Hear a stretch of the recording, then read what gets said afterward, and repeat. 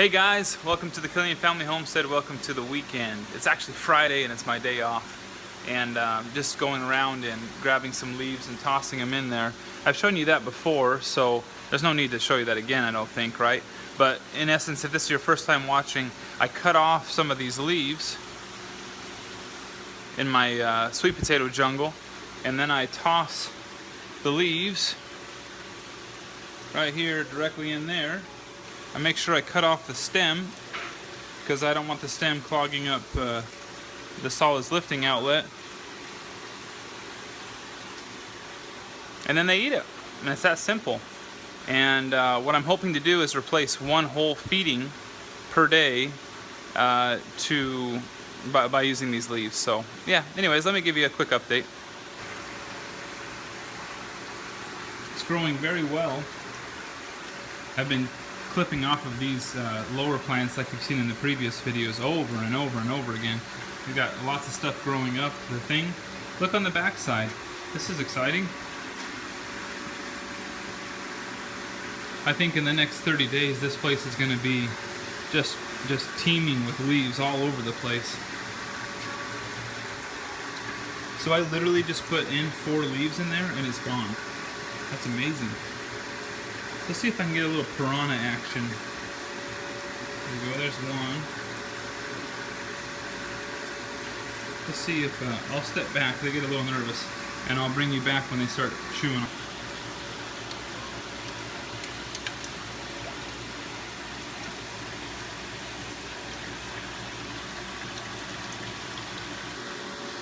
Pretty neat. So these particular sweet potatoes, there's just lots of different breeds, I don't know, or varieties of sweet potato in here. None of them are yams. They're all sweet potatoes because it just seems that sweet potatoes don't mind their roots being wet all the time. I think I have enough oxygenation happening within the water. If you were to accumulate all the places in which water is hitting the surface of the water, all throughout this whole system, everywhere, I think there's quite a bit of oxygenation happening without a bunch of supplemental air stones. And as you can see here, the plants are just perfectly fine with it. The intention is to take some of these that have decent root systems. Let's see if I can find one. I don't know if this one's old or new. No, that's a brand new one, it looks like. Let's take a small one here. So this is a pretty relatively new one. It doesn't take long for them to get those roots on that. But you see how clean and white those roots are? So my intention is to take these and plant them all out in the garden. So this, so they can get natural sunlight and actually produce a bunch of potatoes for us. And we'll just keep the system going. I've measured the nitrates, and these plants are pulling out a lot of nitrates. I'm super pleased with it. It's actually polishing the water decently. Sorry for the glare.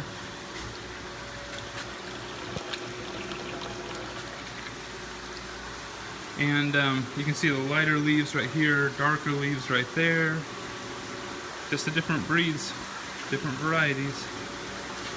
Some potatoes just aren't, yeah, they see this one right here is actually got some rotting going on, so that's where my finger just touched. So I'm going to toss that puppy. Even though the root system has done decently well, it just didn't push hardly any. Oh, you're probably hearing all kinds of wind noise, sorry. Throw that away. Have you ever smelled a rotten sweet potato? Not fun. Okay. We're back. Yeah, so that's the reason why it's important to plant all these transplants in here.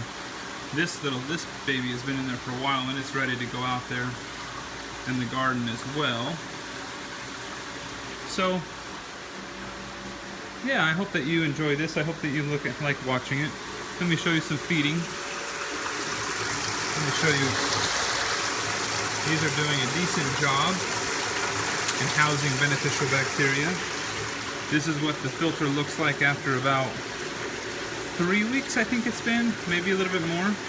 I try to flush this filter out once a month. With that many fish, once a month is pretty darn good in my opinion. Food. That was a good shot.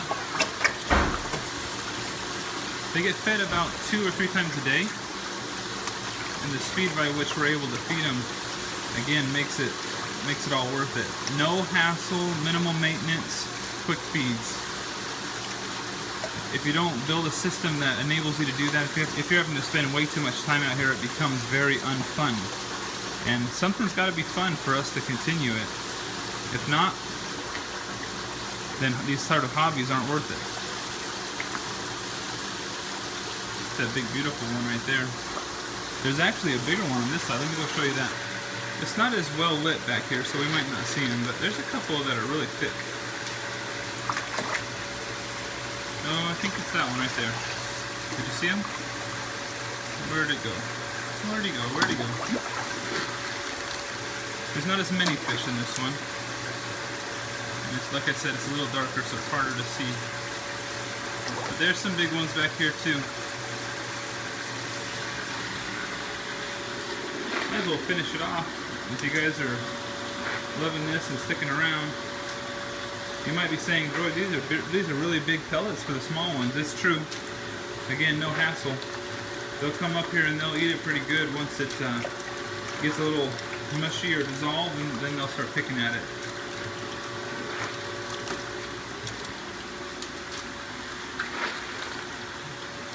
Anyways, you see, literally it's just boom, boom, boom. This is getting fun, where this was my intention all along, is to get it so jungle-like that you can't even see in there.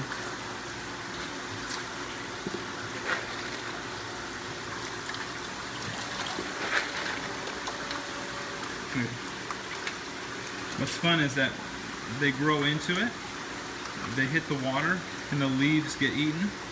And I see this every day, where they grow so well that the next day you've got leaves. You see how well that one's been made? The next day the leaf hits the water too, and they just chomp on that. So it's natural feed as the plants grow into them. So they can get good fiber and good digestive enzymes into their diet. So let's see if these guys are still hungry. What am I joking? Tilapia of that size are always hungry. Alright guys, I think that's good enough, huh? Here's the update on the Jungle Initiative, or Objective, whatever we're calling it. See ya.